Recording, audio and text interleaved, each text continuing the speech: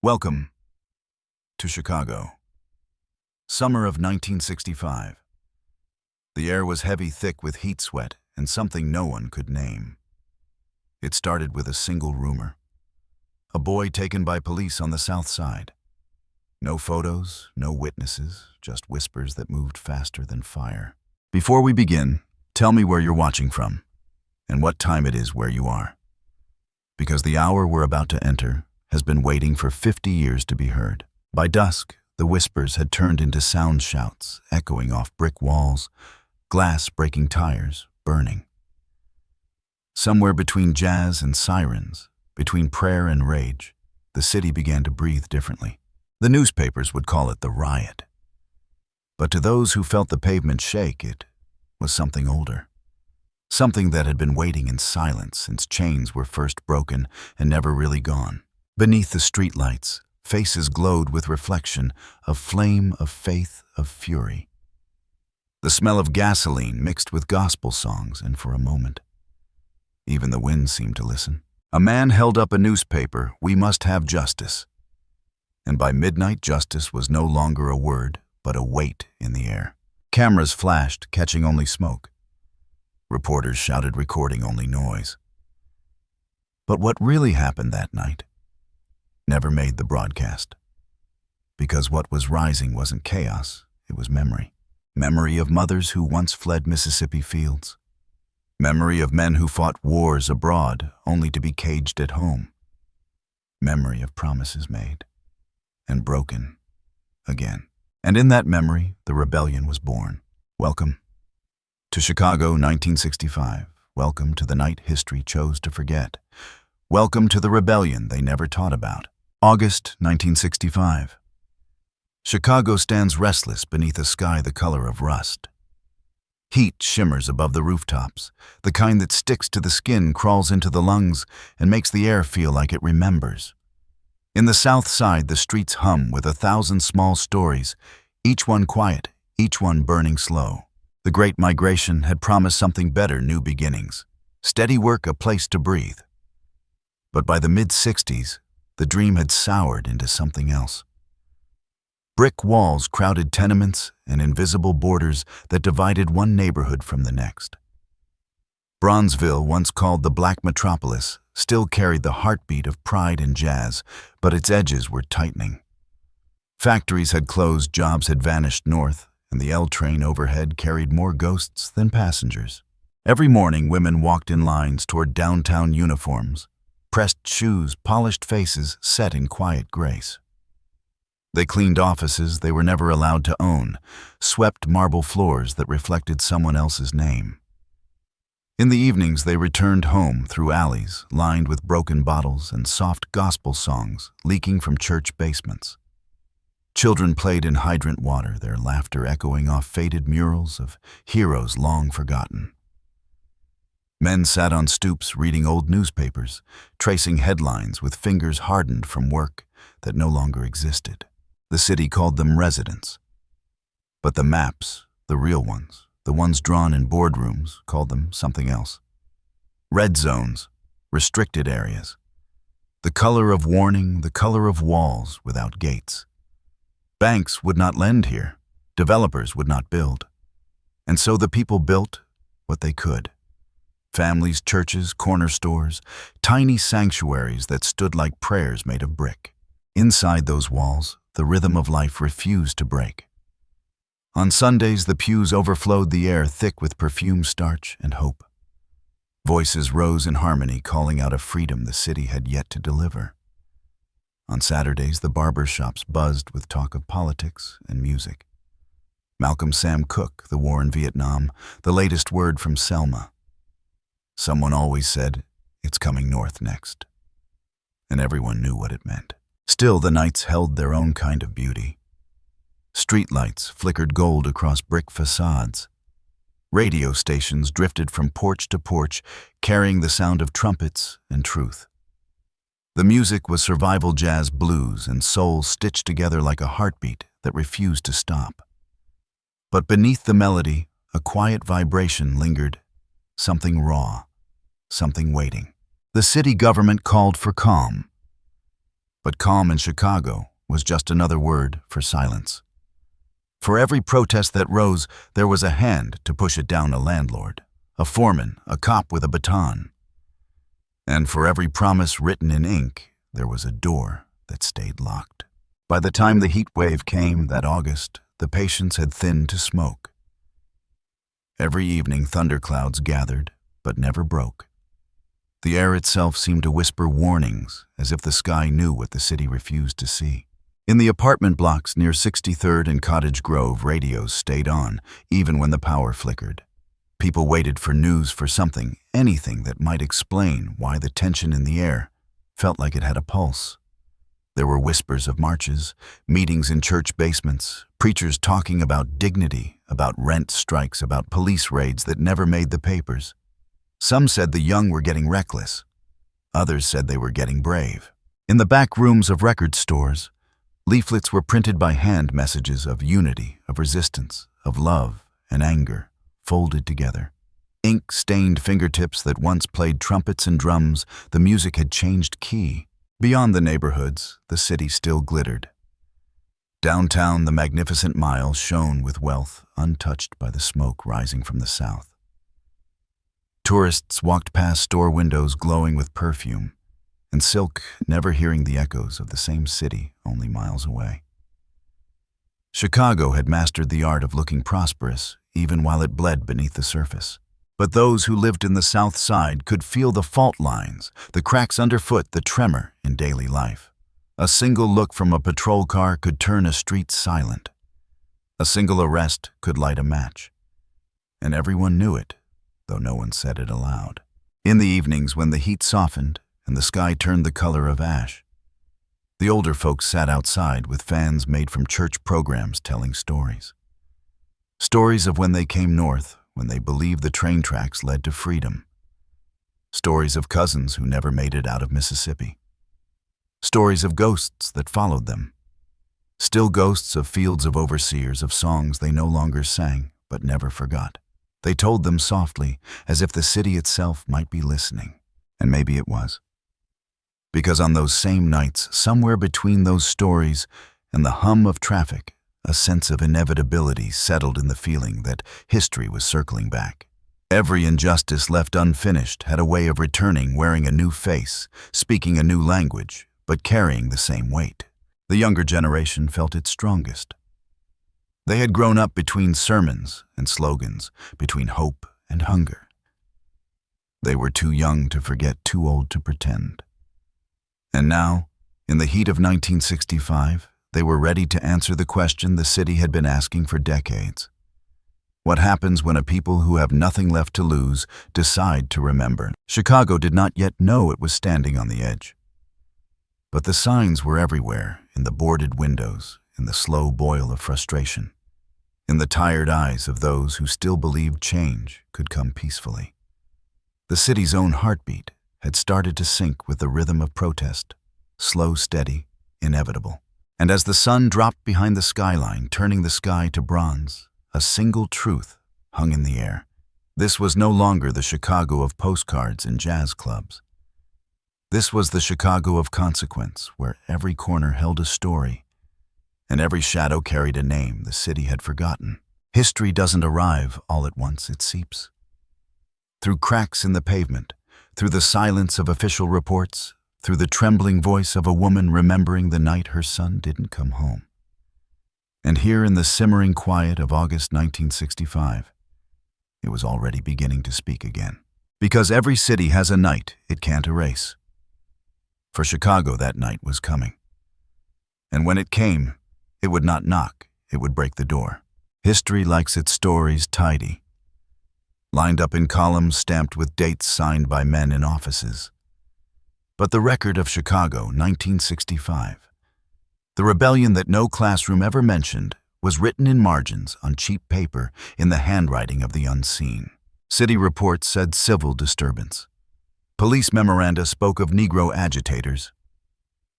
Yet the photographs in the archives tell another tale, faces half lit by firelight, bodies moving through haze, not looting, searching.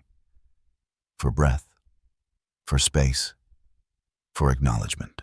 In the boxes of the Chicago Defender, a headline dated August 13th reads, "Unrest on the South Side." Below it, a paragraph mentions 3 arrests, 2 injuries, 1 storefront burned. Then silence, as if the fire had politely stopped there. But in letters saved by a schoolteacher named Esther M. Wright, the night stretches longer. She writes of smoke drifting into her apartment, of children clutching damp towels to their faces, of a city where even prayer felt flammable. Every time the sirens faded, she wrote, someone screamed again. The official file from the mayor's office marks the unrest as contained. Yet the hospitals tell a different number, 47, treated mostly bruises, mostly ignored. There's a line scrawled at the bottom of the page. Do not release beyond internal circulation. And somewhere on the same night, a radio DJ kept his show running long past midnight. His voice low, steady, he called the moment a fever the city refuses to break. That tape never aired again. It sits in a box marked simply June-August 65 missing reel. Fact begins to fracture there, because every witness tells it differently. One remembers laughter before the flames. Another swears there was music playing while police advanced. An old man insists he saw lights dancing over the rooftops, not torches, but something blue-white flickering like a signal. His granddaughter still repeats that story, how the lights moved in rhythm with the drum beat from the church, as if heaven itself was listening. Folklore, they call it. But folklore is just history with feeling left in. The WPA Interview Project had once captured voices from the Deep South ex-slaves, speaking of spirits who watched over runaways of dreams, that warned before raids of songs that opened invisible roads. Those tapes, dusty and forgotten, seemed far away from the South Side. And yet the echoes found their way here. People spoke of shadows at the edges of protest crowds. Tall, silent shapes in worn coats, faces unreadable. Some said they were ancestors, the same ones who'd walked north decades earlier on the trains of the Great Migration, still marching unseen. In a boarding house near 47th Street, a woman kept a candle burning every night that summer. She said it was for her brother. Arrested once, vanished, once returned, changed. When asked why the candle, she answered simply, "So he remembers the way home." The flame never went out, not even when the wind tore through the cracked window. Neighbors began leaving coins beside it, nickels, pennies, bits of metal, small offerings to something they couldn't name. Some called it superstition. Others called it survival. Meanwhile, the official narrative grew colder, numbers without names. 600 National Guardsmen deployed. 300 arrests. Damage estimated at $800,000. But no report recorded the silence that followed the silence of a neighborhood learning to breathe again through its own smoke. A priest from St. Martin's wrote in his diary, "They say the fire is over, but each morning I smell it again.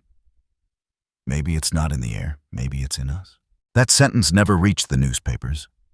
His pages were filed among parish records, mistagged, rediscovered 50 years later in a box of hymn sheets. And so the folklore grew, as folklore always does, from the cracks where the facts refused to fit.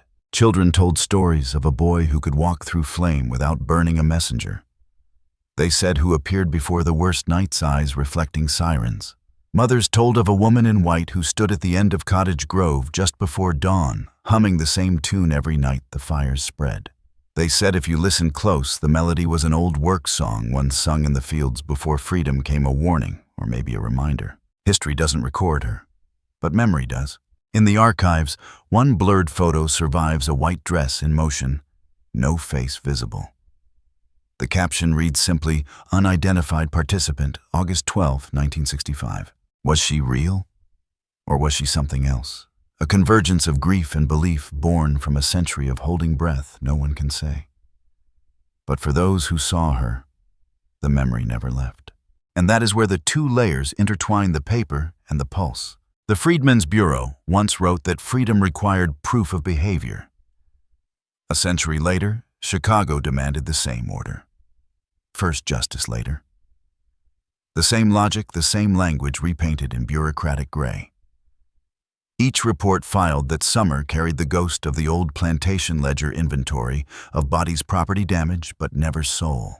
Yet amid that accounting, a rumor spread through the neighborhood that the city kept two sets of records, one for the press and one locked away. In the second, people said there were names of those who disappeared, people taken after the curfew who never came back. Fact cannot confirm it. But even now, families whisper it under their breath, as if speaking too loudly might wake the truth.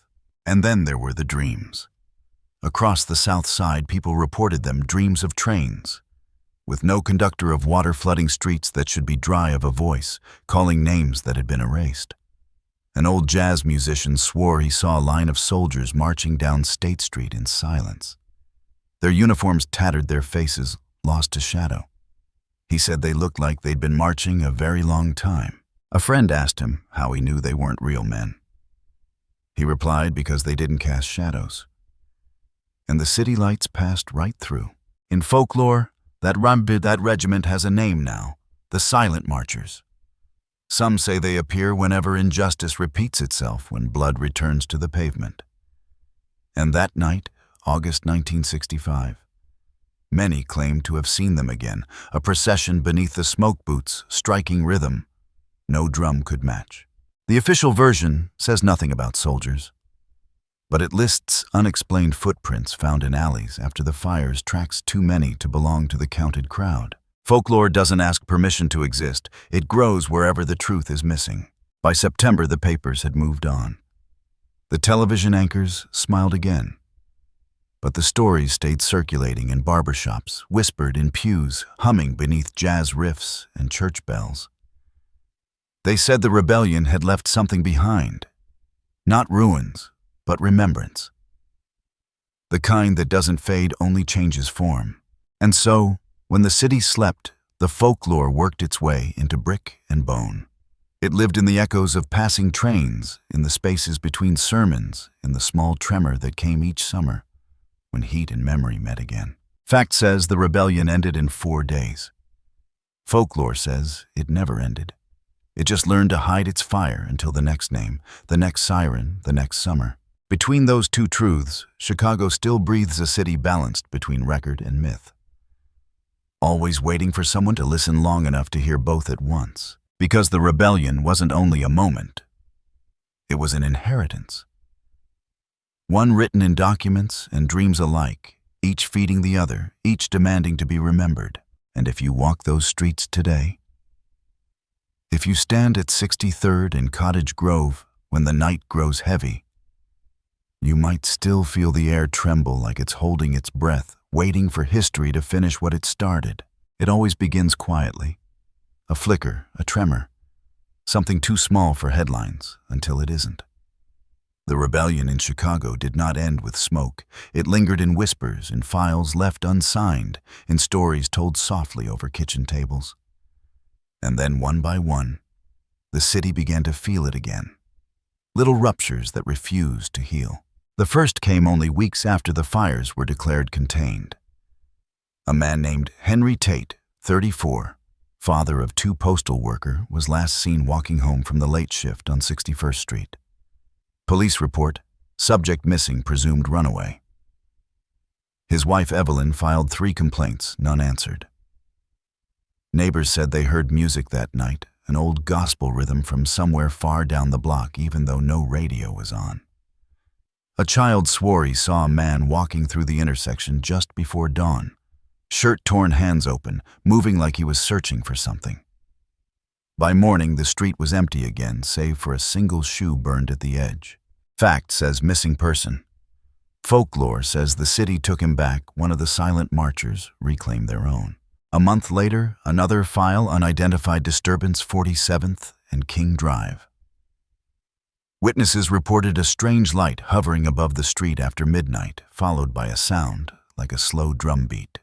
Police wrote it off as fireworks or faulty wiring. But those who lived there knew the sound, the same rhythm they'd heard in church basements during prayer meetings, when the preacher said the ancestors were near.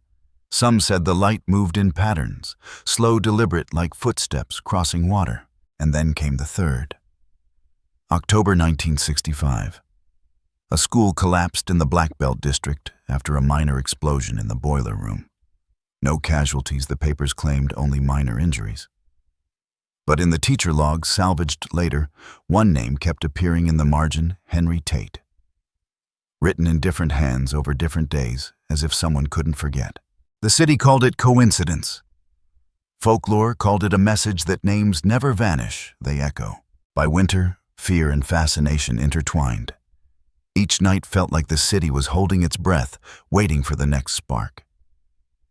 In taverns, men talked about the lights, how they moved from block to block, always before trouble came. In churches, pastors prayed longer, their words trembling as though they could sense something pressing against the walls. Some nights, whole congregations broke into spontaneous songs, ancient hymns that no one had practiced, lyrics that seemed to come from somewhere else. They sang until the candles burned low, until the air itself felt charged. Then the factories began to close. The machines that had once fed a community now stood silent, their metal echoing in the empty yards. Reports of break-ins, vandalism, disgruntled labor. But when the police arrived, they often found nothing, just open doors, machinery humming though the power was cut. A foreman described hearing footsteps above the catwalk, heavy, synchronized like a march, though no one was there. He quit the next day, left town, never returned. Fact listed mechanical fault. Folklore said the silent marchers had come inside, reclaiming the places built on sweat without recognition. The city's patience thinned. Officials spoke of outside agitators. A few arrests were made, young organizers, poets, preachers' sons. Their photos appeared once in the Tribune, then disappeared from the archives altogether. When asked, the record keepers said those reels were misplaced. But a custodian later found one torn photograph lodged behind a filing cabinet. Faces half blurred, eyes shining with something halfway between defiance and sorrow. Behind them on a wall, a phrase scrawled in chalk. We still hear them marching. No one could explain it. So the story folded itself into the city's rhythm, rumor by rumor, year by year. In 1966, an old woman named May Henderson, seamstress choir singer, claimed to have seen her late husband standing at the corner where he'd been arrested 2 summers before. She said he looked younger, unhurt, his uniform spotless. He didn't speak, only raised his hand and pointed toward the river. When she blinked, he was gone. That same week, a small protest broke out at the riverfront over housing discrimination, and someone painted on the bridge. He pointed the way. Fact sees coincidence. Folklore sees continuity. Not all the incidents were supernatural. Some were painfully human, too real to ignore, too tragic to explain away. An unarmed teenager shot in the back alley, case dismissed. A mother evicted after 20 years because the block was being redeveloped. Each injustice fanned the embers. Each silence fed the storm. People began keeping their own records, notebooks, Polaroids, cassette tapes, anything to capture what the official version erased. Those collections still surface sometimes in attics, at estate sales, on forgotten reels, labeled "Do Not Play." When played, they hum, crackle, whisper voices, overlapping prayers, laughter, anger. The sound of a city remembering itself. There were also nights when nothing happened yet. Everything felt on the verge. Whole blocks stayed awake. Radios turned low, curtains drawn. People said the air vibrated differently, that the streetlights flickered in rhythm like breathing. Sometimes a window shattered without a stone thrown. Sometimes dogs howled in perfect unison, then stopped all at once. Some said it was weather pressure, coincidence. Others said it was the city exhaling. And always, the trains kept running overhead, the metal shriek echoing like a memory of chains. Children grew up thinking that sound was normal, never realizing it was the same pitch as the whistles that once announced slave auctions a century before. History repeats, sometimes as echo, sometimes as pulse. By 1967, the South Side was full of stories, the kind everyone knew, but no one wrote down. Men who disappeared for a night and came back unable to speak. Women who dreamed of fire before it came. A preacher who swore he heard drums beneath the floorboards during prayer, steady, relentless, until the congregation fell silent. He said it was the sound of those who never stopped marching. He said it meant they were close. Folklore fed fear but also faith, because to believe the dead still walked meant believing they still cared. And in a city that kept forgetting its living that mattered. Then came July 1967. The record heat the blackout the night the river turned dark. A power station malfunctioned on the north side, leaving half the city in shadow. Official cause electrical surge. But on the south side, people said the darkness came earlier and stayed longer. For hours, the streets glowed only by candlelight faces flickering like old film. Children played drums on buckets beating in time with a rhythm older than the city. Elders whispered that the ancestors were walking again, not to haunt, but to guard. That night, not a single arrest was made. Even the police stayed in their cars, engines running, doors locked. When the lights returned at dawn, every candle had burned clean, no wax, no wick, just warmth left in the air. Fact says nothing about candles. But folklore remembers the night when the fire turned gentle. After that, incidents kept coming, smaller, scattered, but all pointing the same way. Files missing, photos blurred, testimonies lost to technical failure. And through it all, the same phrase whispered in the streets they never left.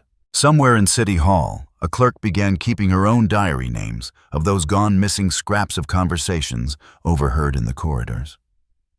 In one entry she wrote, "They say the past can't breathe." But every time I file another closed case, I hear footsteps behind me. The last entry ends mid-sentence. Her position was vacated the next week. No replacement recorded. Folklore turned her into a legend, the keeper of the files, a spirit bound to guard the truth that bureaucracy buried. Some claim that when you visit the old records room late at night, you can smell cigarette smoke and old paper and feel someone turning a page just behind you. Fact ends where folklore begins, and folklore ends where people stop asking. But in Chicago, the asking never stopped. By the time 1968 arrived, the city was a fuse running short marches by day, curfews by night, hope and grief braided together like a single rope pulled too tight. And through that tension, the stories kept surfacing of light, of sound, of presence. The rebellion was no longer about streets or smoke. It had become a condition of the city itself. History calls it unrest. The people who lived it called it awakening. Each incident, each disappearance, each rumor, each strange light was another heartbeat in the long rhythm of a people who refused to vanish quietly. And still, Chicago breathes. Its memory rustles through the brick dust and rain. Each summer when the air grows heavy, when thunder crawls over Lake Michigan, someone always says they hear it again, that faint drumming beneath the street. Some say it's the trains. Some say it's history. Some say it's them, the marchers, the vanished, the forgotten, still keeping time, until someone finally listens. The city thought it had buried that summer. Closed the files, sealed the headlines, declared the unrest a lesson learned. But history doesn't bury, it ferments. By 1968, something beneath Chicago's streets had ripened, unseen, unspoken, but impossible to ignore. The facts returned first cold, bureaucratic, paper thin.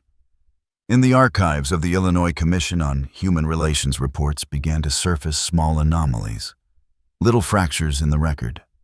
A memorandum dated February 4, 1968. Witnesses claim increased gatherings at unregistered churches, singing, chanting, burning candles. Possible subversive activity. Attached were photographs, blurred low-light faces, half in shadow. One image showed a circle of people standing in an abandoned lot, their arms raised, eyes closed. The caption read, "Unknown Ceremony 61st and Rhodes Avenue." Another report filed a week later, disturbance at night near railroad tracks. Locals claim hearing drums or hammering. No physical evidence found.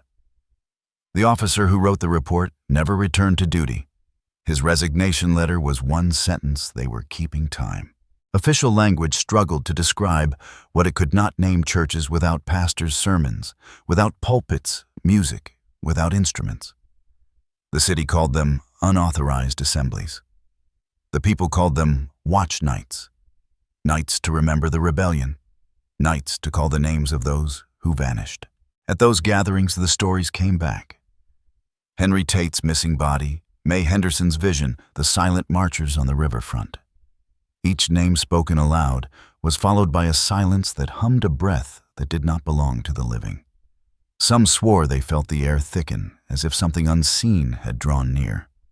Others said they saw smoke rise from the ground, not fire but memory made visible. Fact could measure the attendance 30, 50, sometimes 100, but it could not measure the echo.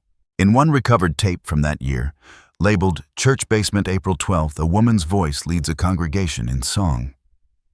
The words are familiar but wrong somehow, altered older. She sings, "We've been marching all this night, feet in shadow, hearts in light." And then the tape distorts a low-frequency pulse, steady, rhythmic, like boots on stone. Technicians who restored the recording said the sound couldn't have been human. It registered below the range of any known drum. They called it interference. But the old men in Bronzeville called it truth. Folklore says that was the night the marchers answered back. Not ghosts, not angels. Something in between, the residue of generations refusing to be forgotten.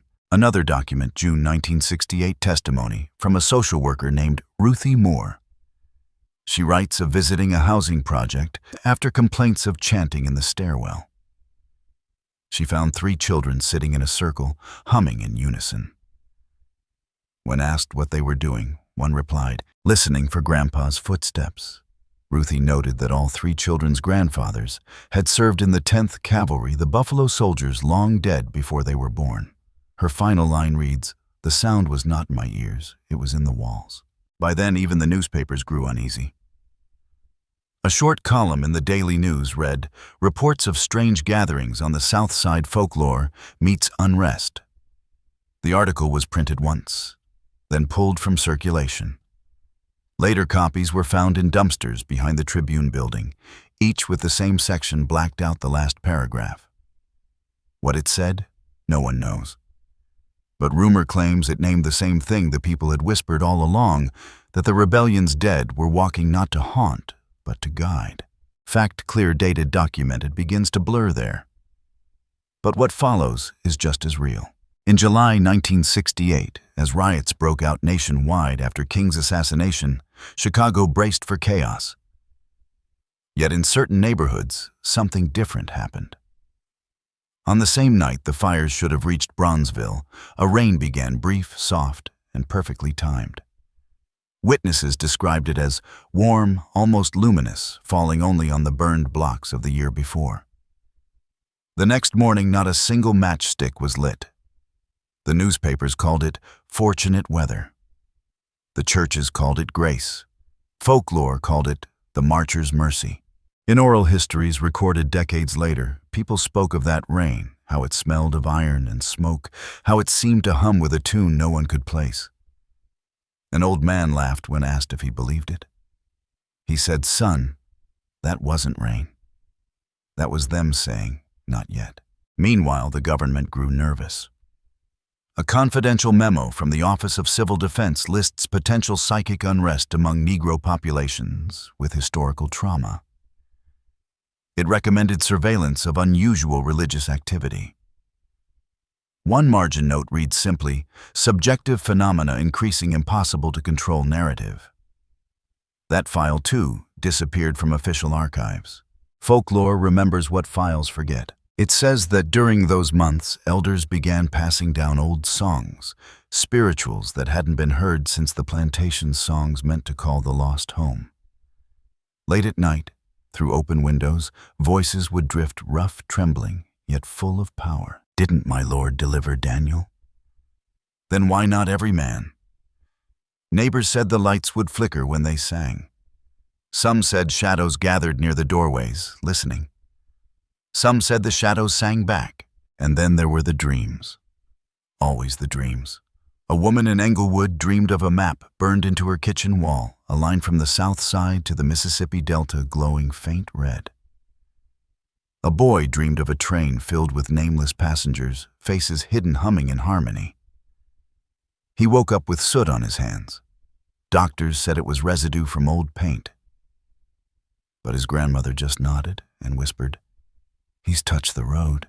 That road, the invisible path north, was what their ancestors called the crossing. And in 1968, they said it opened again. No historian will write that. But folklore does in every whispered story, every sermon half sung, every child who dreams of footsteps in the hallway. Still the records remain brittle paper, fading ink stamped with seals. A ledger from the city morgue lists 5 unidentified bodies dated between August 10th and 12th, 1965. Each described as male Negro, late 20s to early 30s, no ID. Next to the final entry, someone had written in pencil, "Returned."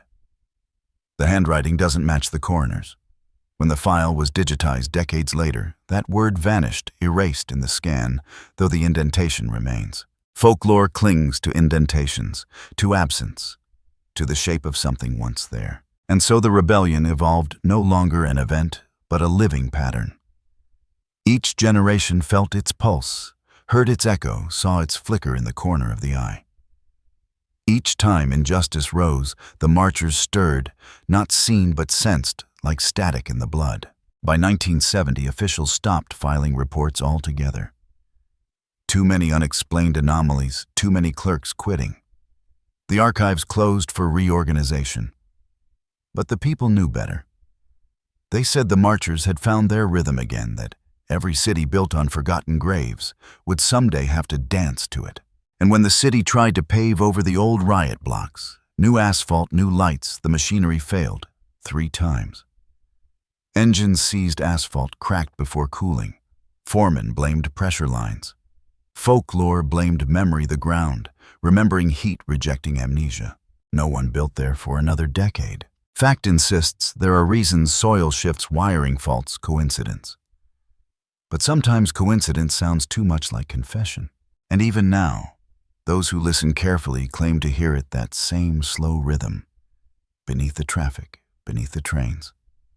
It moves through the pipes, through the bricks, through the breath of the living. A reminder that rebellion never dies, it just changes voice. History calls it the summer of unrest. Folklore calls it the season the dead refused silence. Between them lies the truth, not in paper, not in shadow, but in the vibration that links both. The rebellion was never about fire alone. It was about memory demanding shape, sound, and witness. And that demand still stands, waiting. Because the city still walks on bones, and every step is an answer to a drumbeat older than its skyline. There are always 2 histories. The one that gets printed and the one that bleeds through. Chicago by 1970 was learning to live with both. The smoke was gone. The reports were archived. The city had turned its gaze to politics, to progress, to forgetting. But forgetting has a cost, and every generation that tries to bury its ghosts ends up building over them. For years, no one spoke openly of the rebellion. Those who had marched were older. Now their voices slower, their memories filed under words like trouble, chaos, summer heat. Yet in the basements of churches, in the corners of record shops, the stories never stopped moving. Someone was always remembering. Someone was always searching. One of them was a journalist, Harold Fields, former writer for the Chicago Defender. In 1972, he began an investigation titled The Fire That Never Went Out. He was looking for the missing names, the ones erased from the official list of arrests and deaths during August 1965. He filed requests with the city archives, but each reply came back the same: records unavailable under review. 3 months later, he received an unmarked envelope, no return address, no signature. Inside 6 pages from a report stamped confidential. Friedman's Bureau Reconstruction Continuity File. but that office hadn't existed since 1872. The pages described an unresolved population transfer between 1866 and 1870. Freedmen relocated from Mississippi to the industrial North, unregistered, unnamed. At the bottom of the final page, a note in fading ink. Some of them never arrived, some of them never left. Fields underlined that sentence 3 times. He wrote in the margin, "This isn't about one rebellion, it's about the same one still walking." Then, he vanished. Last seen boarding the L train at 51st Street, heading south. His car was later found near the river empty. Inside the trunk, only his tape recorder. The tape clicks once, then plays the sound of wind.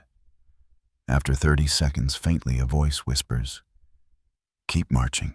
Fact ends there. Folklore continues. They say the journalist became part of what he was chasing, folded into the same pattern that claimed others before him. Every generation has its collectors, those who gather the forgotten until the weight pulls them under. In Chicago, they call them listeners. People who hear the other rhythm beneath the city's noise and follow it. Years later, his sister Margaret swore she saw him in a dream, standing in the doorway of a church that had burned down in '65. He said nothing, just held up his notebook pages fluttering, though there was no wind. When she woke, the notebook was on her kitchen table. The cover smelled of ash. Inside, one phrase written over and over. "They're not gone, they're just marching where we can't see." Meanwhile, the files reappeared. A box mislabeled Urban Development, 1965 to 1971, was found in a municipal warehouse. Inside photographs, never published aerial shots of the South Side taken by police reconnaissance. But something was strange in several frames. Faint silhouettes appeared along the alleys, too tall, too straight, too many. Analysts called them exposure errors. Folklore called them proof. Among the papers was also a transcript of a debriefing. An officer describes figures moving in formation at night, silent, approximately 20 in number, responding to no commands. His superior wrote across the margin, "Fatigue, disregard." That officer never served again. He opened a small shop in Bronzeville, sold used radios and broken watches. Locals said that if you wound the watches he sold, they all ticked to the same rhythm, slow, steady like boots. Coincidence, they said. But the archivists stopped listening to the tapes after dusk. In the years that followed, the rebellion took on new names: movement, memory myth. Yet the boundary between the three kept shifting. In 1978, a graduate student studying oral traditions interviewed an elderly man named Amos Reed, a janitor at an abandoned school near Cottage Grove. He claimed to have found something in the basement rows of old desks, burned papers and footprints in dust, all leading toward a locked door. He said he could hear music behind it, faint, distant, a rhythm too steady to be a leak or a machine. When he opened the door, there was nothing. Just cold air and the smell of rain. But the footprints kept going across the floor into the brick wall itself. He told the student, "They're still trying to get out." When asked who he meant, he smiled. "You'll see them when you stop looking." The recording ends there. 2 weeks later, the school collapsed after a storm, no survivors. Only one piece of the tape was found intact, the sound of dripping water and faintly that same slow drum. Fact would call it structural failure. Folklore would call it reminder. By 1980, the rebellion had shifted entirely into the realm of the invisible, an inheritance carried in blood, in dreams, in the way a city breathes when it rains. Children who had never heard of 1965 began sketching soldiers in their notebooks, faceless men with boots too large for the page. Teachers thought it was a phase. Parents thought it was television. But the old ones knew the marchers were choosing new messengers. Then, on the 20th anniversary, a strange thing happened. At precisely midnight, church bells across the South Side rang, all of them at once. No one had set them. Maintenance crews later confirmed every bell tower had been disconnected for years. The sound lasted 47 seconds, and when it stopped, the power flickered in half the city. Police dispatch logs from that night are filled with one phrase, repeated again and again. Unexplained noise origin, unknown. A pastor who heard the bells said, "It wasn't a warning. It was attendance." Folklore marks that night as the moment the past stepped fully into the present. The marchers no longer belonged to history, they belonged to the living. And from that point on, the rebellion was not an event. It was a condition. Each year near the anniversary, the pattern returns. Traffic lights blink out of sync. Records go missing. The air grows heavier. And somewhere always a drum begins, too far to locate, too near to ignore. Historians call it superstition. Sociologists call it collective memory. But for those who hear it, it feels like truth. Because the rebellion was never about streets or stores. It was about recognition. It was a mirror held up to a nation that pretended not to see its own reflection. And when the mirror cracked, the reflection refused to fade. There's a story that in 1985, during renovation of an old tenement, workers unearthed a time capsule, a tin box, sealed behind a basement wall. Inside were newspapers from 1965, a broken watch, and a small brass plate engraved with words barely legible. Still marching. The watch's hands had stopped at 12:47. The same minute the rebellion's first fire was recorded 2 decades earlier. Coincidence or message depends on who you ask. And then there's the ledger found in 1992 by a city clerk during digitization. It listed police badges assigned during August 65, 30 numbers. But 31 reports were filed. The missing badge belonged to an officer named R. Holloway. No disciplinary action, no retirement, no transfer. Next to his name in faint blue pencil, marched away. The handwriting wasn't his, and so it loops back the same rhythm, the same phrase. They still march at night. Some say it's legend, some say it's guilt. But listen closely, and you can hear it echo through time, from plantation to factor, from hymn to siren, from torch to streetlight. A single unbroken rhythm carried by those who refuse to disappear. Chicago still hums with it. On humid nights when thunder rolls off Lake Michigan and the wind moves through the alleys, people swear they hear the boots slow, even measured. Sometimes 2 steps, then silence. Sometimes 100, then nothing. Always the same direction, south to north, toward the river. No one has ever seen them clearly. But sometimes in photographs taken near midnight, faint streaks appear, light bending around absence. Archivists delete them, calling it error. But a few keep copies hidden in folders marked "Do Not Catalog." Because some things cannot be filed, they can only be felt. And maybe that's what this rebellion always was. Not a night of flames, but a rhythm of persistence.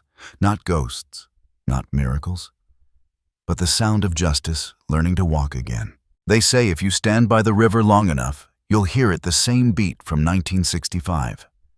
Faint but steady, rising through the concrete, crossing the water, echoing beyond the skyline.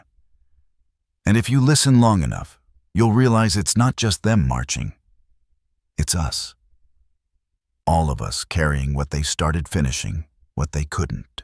History ends on paper, but memory keeps moving. And somewhere beneath this city, under the bridges, behind the walls, inside the hum of every passing train, the march continues. Because the rebellion was never over.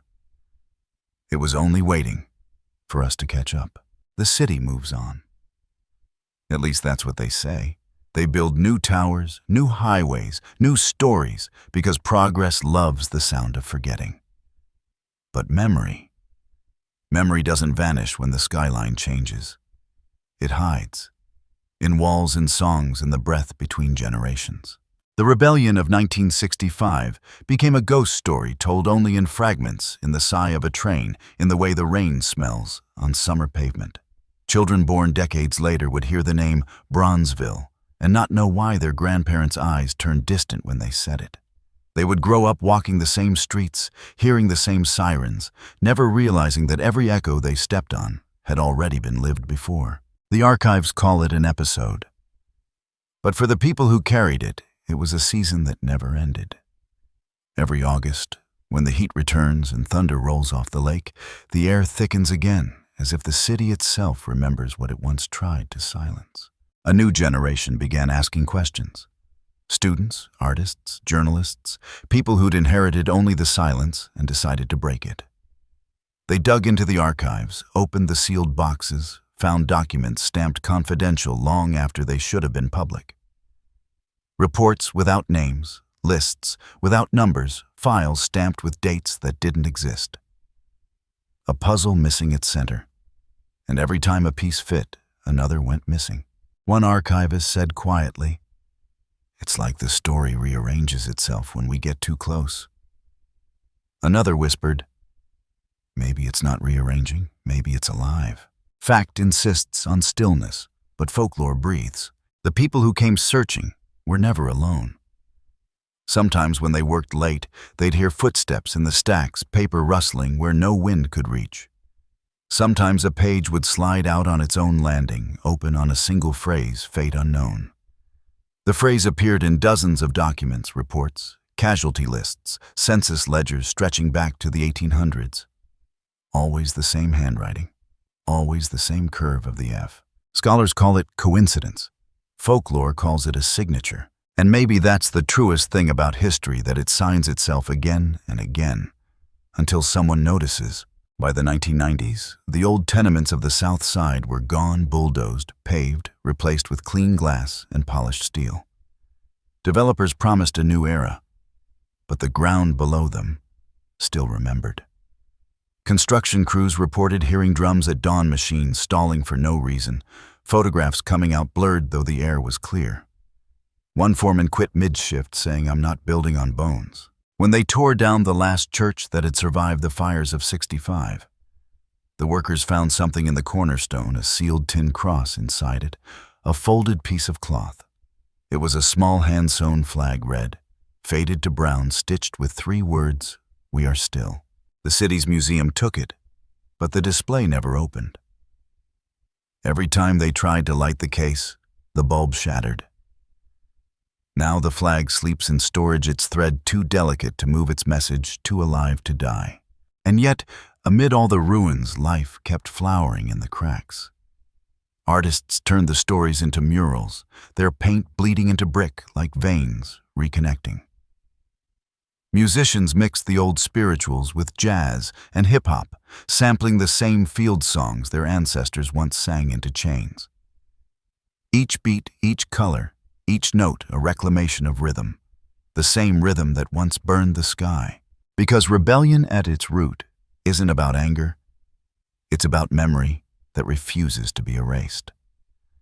The people of Chicago learned that memory is a weapon and a prayer, a melody passed down in blood, played in secret, whispered in the dark. And as time moved on, so did the march. It left the streets and entered hearts.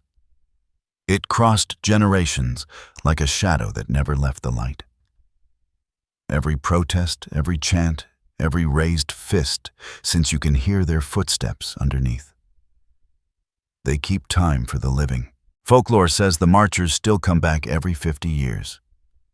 That when the air thickens and the sky glows copper, they walk again, not to burn, but to remind. Some say they walk unseen. Some say they walk within us. But all agree they never stopped. A historian once said, "The rebellion is over." An old woman laughed. She said, "No, baby, the rebellion just changed clothes. Because the ghosts of the past aren't trapped, they're teaching. Each generation inherits the drum. Each voice becomes an echo in the same unfinished song. And when night falls on the South Side, when the streets hum low and the trains fade into the horizon, if you listen close enough, you can still hear it.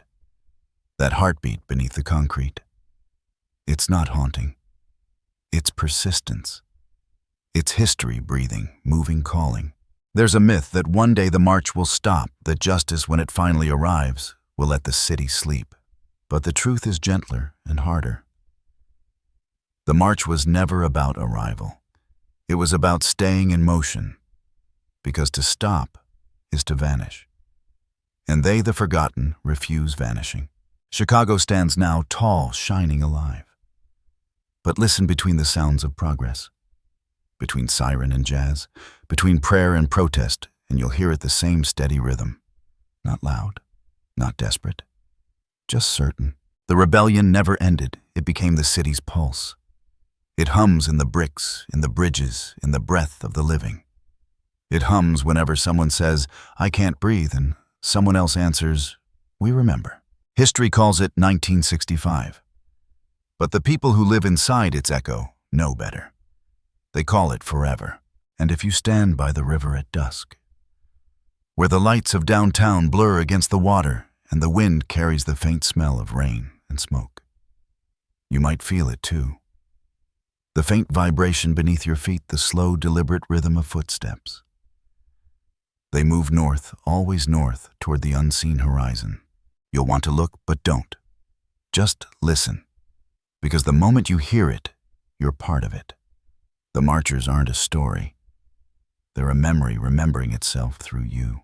And long after the credits fade, after the last word, after the last note, you'll still feel it in your chest, that soft, insistent beat. It isn't thunder. It isn't wind.